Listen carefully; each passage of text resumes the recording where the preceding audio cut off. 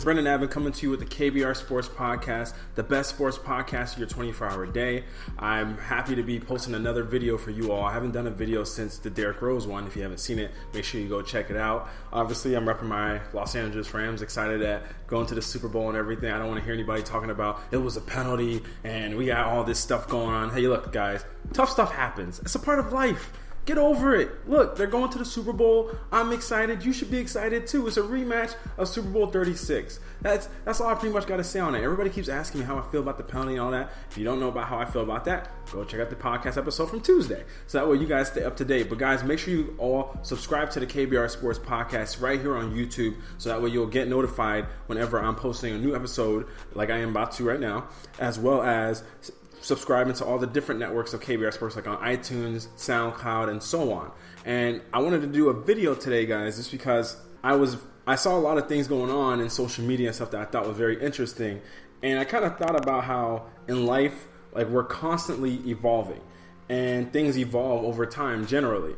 And whether it's like animals or like how we evolve around and on an everyday basis, and especially the planet. I mean, we call the planet home, but when we first started residing on it years ago, it's not the same planet it was then as it is today. So everything changes as time passes on. So that got me thinking about all the 10-year challenges that everybody's been doing recently, posting pictures from themselves from 10 years ago to now. And it's interesting seeing how people look from those different age gaps. I mean, 10 years ago, if you posted a picture of me from 10 years ago, I was 14 years old. So going to be a very big difference about how I looked then to now. So what that kind of made me start thinking, like, that was pretty cool, but it's interesting to see how people have changed over the years. So with that, I started thinking like, okay, well, what if we kind of reflected on what the NBA was like 10 years ago? What would it look like if we saw what the NBA and just how the league changed and different things that affected around the NBA have changed since 2009? Because, I mean, we've had players retiring, teams changing, resumes changing, and different things evolving throughout the game. I mean, the game's entirely different. So there are a lot of things I like to look at, but let's consider how the game has changed first. So 10 years ago, I mean, the NBA was an entirely different game.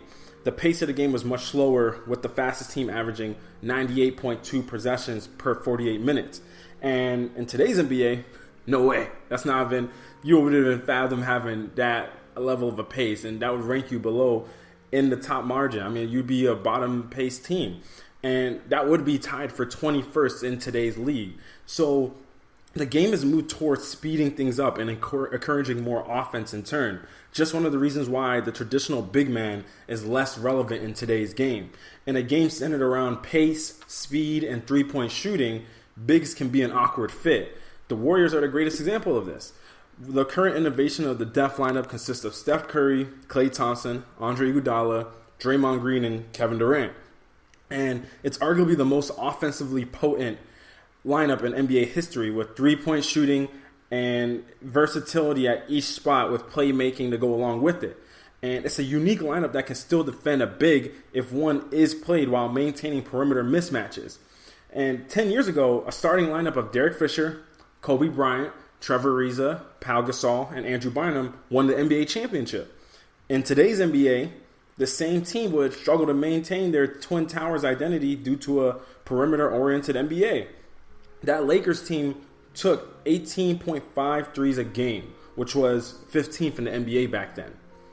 That would be dead last in today's NBA, where the league average is 31.3 three-point attempts a game. So you just see the disparity that right there. So unless the team is playing with a big man as versatile on both ends as Joel Embiid, and playing just a big man in general is tough, because how many Joel Embiids are there running around the league right now? So that's one of the reasons why team building is so important.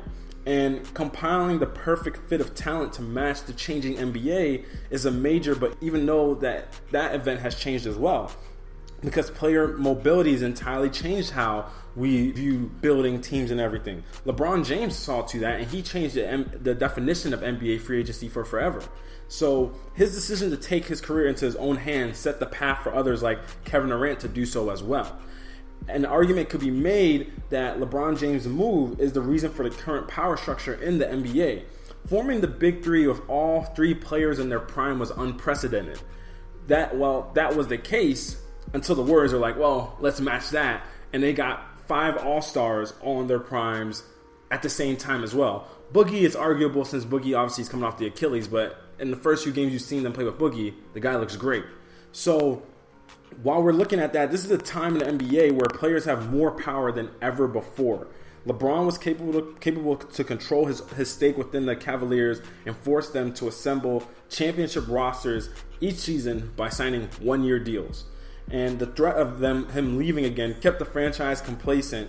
Others have taken their careers into their own hands, such as Kyrie Irving, Kawhi Leonard, LaMarcus Aldridge, and Jimmy Butler.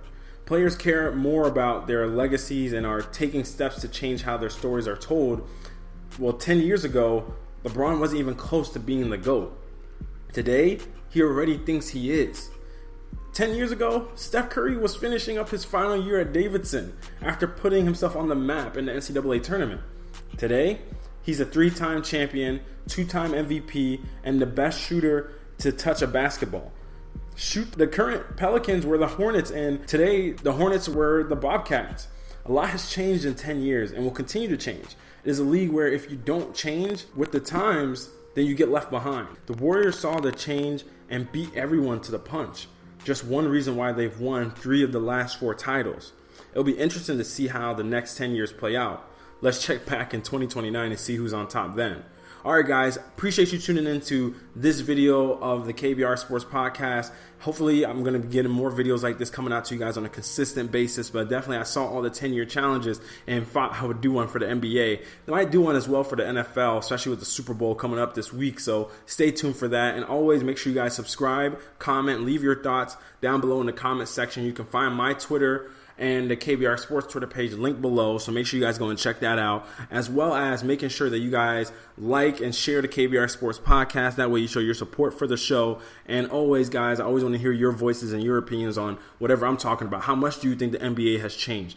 What are the biggest changes from 10 years ago till now? Is it LeBron now being in the GOAT conversation with Michael Jordan? Is it Steph Curry in the Warriors dynasty? Is the fact that Kobe's not even in the game right now? What is the biggest change for you guys from 10 years ago to now? Leave your comments in the comment section and let me know what you guys think. But guys, appreciate you tuning into the video. Until next time, I'm out.